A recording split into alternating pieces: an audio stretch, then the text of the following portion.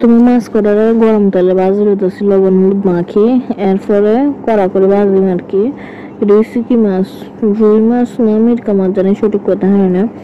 তো এরপরে অন্য একটা কড়ার মধ্যে পরিমাণ মতো তেল দিম, তেল দিয়ে পেঁয়াজ কুচি দিম, পেঁয়াজটি একটু লাল লাল করে ভাজিম। এরপর দিয়ে দিছি পাঁচ ফোড়ন, পাঁচ ফোড়নটা সহ পেঁয়াজটা আবার একটু ভালো করে ভাজলাম। এরপর দিয়ে দিম হচ্ছে দুন্দুল আর হচ্ছে আলু, দুন্দুল দিয়ে আলু দিয়ে মাছ দিয়ে রাঁধিম। তো দুন্দুল আলুটা আগে তখন করে রাখছি, ধুয়ে রাখছি। এরপরে দিয়ে ভালো করে কষালাম। তারপরে এক এক মশলা দিম, লবণ দিছি, একটু জল দিছি, দিলাম আদা বাটা, রসুন বাটা, জিরা বাটা, ধনিয়া বাটা, সব কিছু দিয়ে ভালো করে কষায়।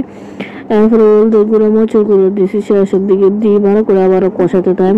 এরপরে দিম জল, তো জল দিছি যে, এরপর আবার দুন্দুলো তো জল বাইরে এক হাঁড়ি জল হয়ে গেছে, ফরাডি আর হুকানো খাতে কিন্তু ভালো লাগছে, খারাপ লাগে না। তো এদিকে সিদ্ধ হয়ে গেছে তরকারিটা, দিদি মাছ ভাজাটা দিয়ে কিছুক্ষণ সিদ্ধ করে এরপর নামাইলো। কে কে পছন্দ করে না তরকারিটা, অত্যন্ত বেশ ভালো লাগে আর স্বাস্থ্যকর, অনেক স্বাস্থ্যকর খাইতে।